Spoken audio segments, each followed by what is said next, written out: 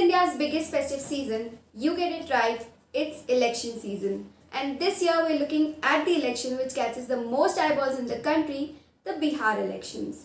This term it is especially important because this election is in the midst of a pandemic. The stakes, the priorities, the needs all have been changed. So let us look at the entire Bihar chapter so far. Before the further polls roll out, let us look at the entire Bihar chapter.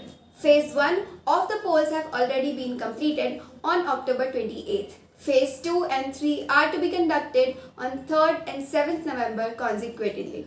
The results are to be announced on 10th of November.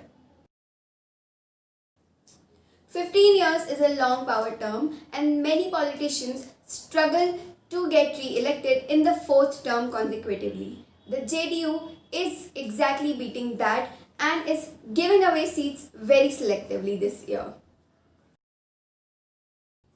Since 2005, the BJP-JDU alliance has been forming government in Bihar, even to the extent of breaking the RJD-Congress alliance in 2005.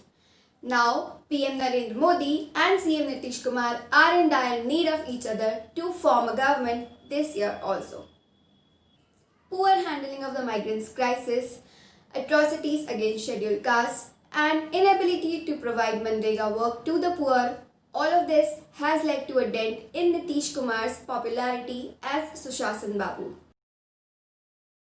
The opposition fails immensely to highlight these issues and the RJD alliance has no Dalit leader against Manjhi and Paswan. Tejasvi Yadav also comes out as a weak leader and Mayawati is all set to create a third front altogether. The shift of campaigning from manual to digital might play out positively for the NDA because of its huge experience in the field of social media. But Tejasvi Yadav is also set to influence social media and youth voters with his social media handles. With over 30 lakh migrants returning to Bihar this year, there might be a surplus of voters, but the sanitizing and checking processes might make the elections very tedious.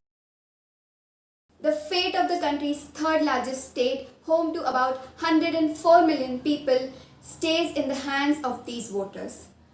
Bihar elections will be the actual runway for post-COVID democratic India.